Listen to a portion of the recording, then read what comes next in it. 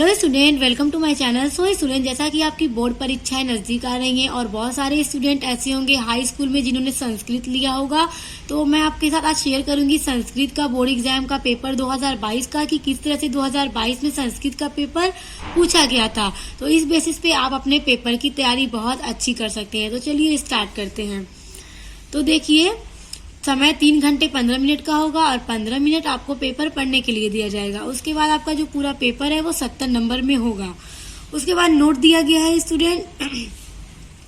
प्रारंभ के 15 मिनट परीक्षार्थियों को प्रश्न पत्र यानी पेपर को पढ़ने के लिए दिया जाता है और उसके अलावा जो 3 घंटे होते हैं वो आपको क्वेश्चन हल करने के लिए दिया जाता है।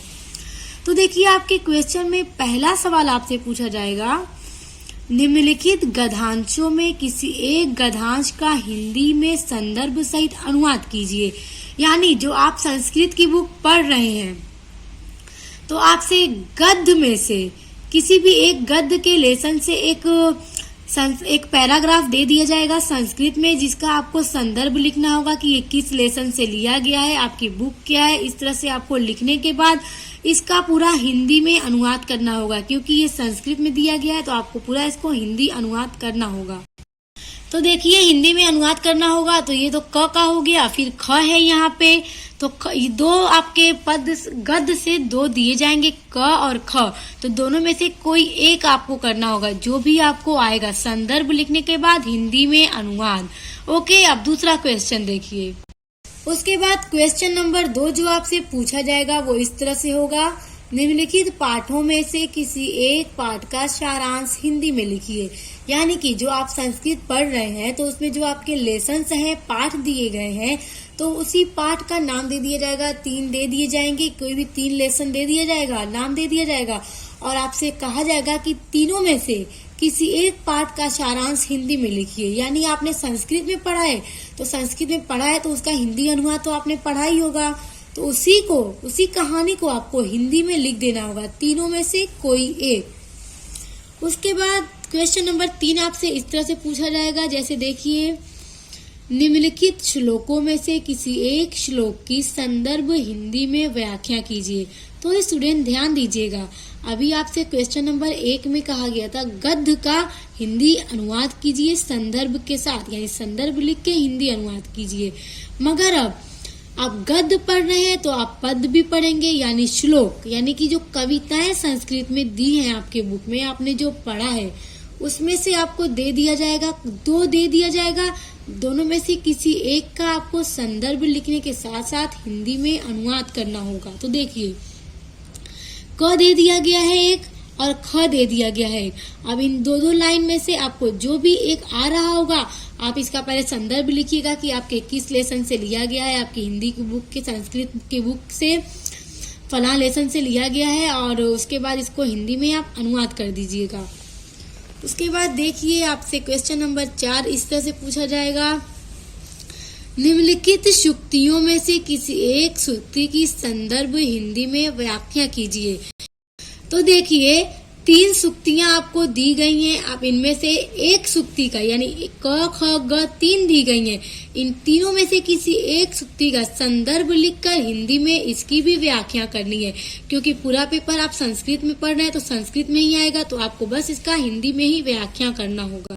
उसके बाद आपसे आपके पेपर में जो क्वेश्चन नंबर 5 पूछा जाएगा वो देखिए क्या पूछा जाएगा, निम्नलिखित श्लोकों में से किसी एक श्लोक का अर्थ संस्कृत में लिखिए। तो आपसे क्वेश्चन नंबर 5 में 2 श्लोक दिए जाएंगे आपके बुक के, क और ख। देखिए, क और ख जो 2-2 लाइन के होंगे, तो इन दोनों में से किसी भी एक का, चाहे तो क का या तो ख का अर्थ संस्कृत में ही लिखना होगा। संस्कृत में तो दिया जाएगा और संस्कृत में ही इसका अर्थ आपको लिखना होगा। उसके बाद आ जाता है आपका क्वेश्चन नंबर 6, निम्नलिखित में किसी एक पात्र का चरित्र चित्रण हिंदी में कीजिए। यानी कि देखिए, क ख ग 3 आपको दिए जाएंगे आपके अपने ही संस्कृत की बुक से। जो भी आपने लेसन उसमें पढ़े हैं, उसी लेसन में से जो पर्सन यानी व्यक्ति रहे होंगे, तो उनका आपको चरित्र चित्रण दे दिया जाएगा, जिनका चरित्र चित्रण आपको हिंदी में करना होगा। उसके बाद क्वेश्चन नंबर 7 आपसे इस तरह से पूछा जाएगा, जैसे देखिए, निम्नलिखित में से किन्हीं दो प्रश्नों का उत्तर संस्कृत में लिखिए। तो आपको इसमें क, ख और ग 3 सवाल दिए जाएंगे, 3 क्वेश्चन दिए जाएंगे, जिसमें से किन्हीं दो का जो आपको याद होगा, किन्हीं भी दो का आपको उत्तर संस्कृत में लिखना होगा। उसके बाद क्वेश्चन नंबर 8 में भी देखिए आपको दिए जाएंगे कुछ बहुविकल्पीय जैसे क्वेश्चन। देखिए जैसे क होगा आपका, निम्नलिखित में से सही विकल्प चुनकर लिखिए। तो देखिए यहाँ पे इस तरह से दे दिया गया है। उसके बाद क्वेश्चन है अ का प्रत्याहार में वर्ण है, तो अब इसका क्या सही आंसर होगा, इस तरह से आपको भी दिया जाएगा। 3 ऑप्शन दिए गए हैं, तो इसमें से कोई एक सही होगा, आपको वही छांट करके लिखना होगा। उसके बाद ख है, निम्नलिखित वर्णों में से किसी एक वर्ण का उच्चारण स्थान लिखिए। तो 4 दे दिए जाएंगे, अब इसमें से किसी भी एक का जो उच्चारण स्थान होगा वो आपको लिखना होगा। अब आपका है क्वेश्चन नंबर 9। तो क्वेश्चन नंबर 9 में क दिया जाएगा, निम्नलिखित में से किसी एक पद का संधि विच्छेद व संधि का नाम लिखिए। तो आपको संस्कृत में ही दिए जाएंगे 4, तो आपको इसको संधि विच्छेद करना होगा, फिर उसका संधि का नाम भी लिखना होगा। तो चारों में से किसी एक का करना होगा, क्योंकि आपको देखिए दिया भी जाता है निर्देश किसी एक का। उसके बाद ख है, निम्नलिखित में से सही विकल्प चुनकर लिखिए। तो दिया गया है मध्यवरी में संधि है, तो अब मध्यवरी में कौन सी संधि है, तो आपको इसमें से छांट कर लिखना होगा। इसी तरह से आपसे भी पूछा जाएगा। क्वेश्चन नंबर 10 का क है, निम्नलिखित में से किसी एक शब्द का रूप लिखिए। तो स्टूडेंट देखिए, जिस तरह से हिंदी में पूछा जाता है ना कि मान लीजिए नदी दे दिया गया, इसका प्रथमा एकवचन बहुवचन लिखिए, उसी तरह संस्कृत में भी पूछा जाएगा आपसे। तो देखिए यहाँ पे दिया गया है राजन, तो अब राजन का आपको प्रथम और एक वचन लिखना होगा। तो 3 दिया गया है, तीनों में से किसी एक का, चाहे राजन का या रमा का या बालक का। उसके बाद 10वें का ख है, निम्नलिखित विकल्पों में से सही विकल्प चुनकर लिखिए। तो देखिए क्या विकल्प है, सिताया पद किस विभक्ति एवं किस वचन का रूप है। तो ये सिताया एक पद दिया गया है, तो आपको ये छांटना है कि ये किस विभक्ति और किस वचन का रूप है। तो 4 ऑप्शन दिए गए हैं, आप इसमें देखिएगा, छाटिएगा कि सिताया किस विभक्ति और किस वचन का रूप है, फिर जो सही होगा उसको आप लिख दीजिएगा। क्वेश्चन नंबर 11 स्टूडेंट आपसे पूछा जाएगा। 11 का क है, निम्नलिखित में से किसी एक धातु का रूप निर्देशानुसार लिखिए। यानी आपको हर क्वेश्चन के ऊपर निर्देश दिया जाएगा, आपको वो पढ़ के लिखते जाना है बस। तो देखिए निम्नलिखित में से किसी एक धातु का रूप निर्देशानुसार लिखिए। तो देखिए 3 दिए गए हैं, भू धातु लड लकार प्रथम पुरुष एक वचन, तो चाहे इसका लिखिए, या वस धातु लोट लकार प्रथम पुरुष एक वचन, या तो इसका लिखिए या फिर पा का लिखिए, तीनों में से किसी एक का लिखना होगा। उसके बाद 11वें का ख है, निम्नलिखित विकल्पों में से सही विकल्प चुनकर लिखिए। तिष्ठु रूप है लट लकार प्रथम पुरुष एक वचन का, या लिट लकार उत्तम पुरुष एक वचन का, या लट लकार मध्यम पुरुष एक वचन का। अब इन तीनों में से तिष्ठु किसका रूप है, आपको वही छांटकर अपने उत्तर पुस्तिका में लिखना होगा। तो स्टूडेंट देखिए, इसी के बेसिस पे भी आपसे क्वेश्चंस पूछे जाएंगे। उसके बाद क्वेश्चन नंबर 12 का क है, निम्नलिखित समस्त पदों में से किसी एक पद का समास विग्रह एवं समास का नाम लिखिए। तो स्टूडेंट जिस तरह हिंदी में पूछा जाता है उसी तरह संस्कृत में भी समास का पूछा जा रहा है। तो देखिए 3 दिया गया है, तीनों में से किसी एक का आपको समास विग्रह करना है, उसके बाद समास का नाम लिखना रहेगा। उसके बाद 12वें का ख है, सही विकल्प चुनकर लिखिए।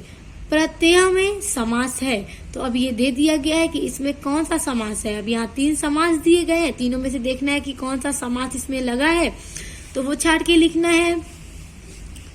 उसके बाद 13वां क्वेश्चन, निम्नलिखित रेखांकित पदों में से किन्हीं 2 पदों में निर्देशानुसार विभक्ति का नाम लिखिए। तो देखिए यहाँ पे 4 दिए गए हैं, तो जो रेखांकित पदों में से, यानी रेखांकित पदों में से किन्हीं दो पदों में निर्देशानुसार विभक्ति कौन सी है, यानी कौन सी विभक्ति इनमें है, तो आपको वही लिखना होगा। उसके बाद क्वेश्चन नंबर 14 आपसे पूछा जाएगा कि निम्नलिखित में से किसी एक पद में संस्कृति प्रत्यय का निर्देश कीजिए। तो यहाँ पे 3 दिए जाएंगे, किसी एक का आपको प्रकृति प्रत्यय देना होगा। उसके बाद क्वेश्चन नंबर 15 है स्टूडेंट, निम्नलिखित में से किसी एक वाक्य का वाच्य परिवर्तन कीजिए। तो निम्नलिखित में से किसी एक का वाक्य का वाच्य परिवर्तन आपको करना होगा स्टूडेंट। तो देखिए 3 दिया जाएगा, आपको तीनों में से किसी एक का करना होगा। उसके बाद 16वां क्वेश्चन है, निम्नलिखित वाक्यों का संस्कृत में अनुवाद कीजिए। तो निम्नलिखित वाक्यों का यानी यहाँ पे आपको यहाँ पे सिर्फ 2 नहीं बल्कि 6 ऑप्शन छह दिए जाएंगे और आपको 6 का संस्कृत में अनुवाद करना होगा। हिंदी में दिया जाएगा, संस्कृत में इसको लिखना होगा। उसके बाद 17वां सवाल है आपका, निम्नलिखित में से किसी एक विषय पर संस्कृत में 8 वाक्यों में निबंध लिखिए। यानी आपको दे दिए जाएंगे 6 ऑप्शन, विद्या, सत्संगति, राष्ट्रीय एकता, दूरदर्शनम, उद्यमन, कालिदास। तो देखिए इतने ऑप्शन दिए गए हैं, इसमें से किसी भी एक विषय पर संस्कृत में 8 वाक्यों का मतलब 8 वाक्य में 8 लाइन में आपको निबंध लिखना होगा, एस्से लिखना होगा। तो जो भी एक टॉपिक आपको आ रहा होगा आप उस पर अच्छी तरह से 8 वाक्यों में निबंध लिख दीजिएगा। अब आपका 18वां क्वेश्चन इस तरह से पूछा जाएगा और ये आपके पेपर का लास्ट क्वेश्चन होगा, निम्नलिखित शब्दों में से किन्हीं 4 का संस्कृत वाक्यों में प्रयोग कीजिए। जिस तरह से हिंदी में दिया जाता है कि शब्द अर्थ लिख के वाक्यों में प्रयोग कीजिए, उसी तरह संस्कृत में आपको करना होगा।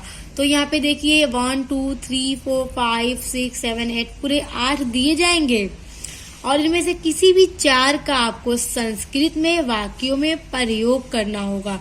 तो स्टूडेंट आपसे संस्कृत का पेपर इसी बेस पे पूछा जाएगा, बेस यही होगा, बस क्वेश्चंस चेंज होंगे। तो आप अपनी तैयारी अच्छी कीजिएगा ताकि जो भी क्वेश्चंस आपसे पूछे जाए आप बहुत अच्छे से कर लें। Best of luck.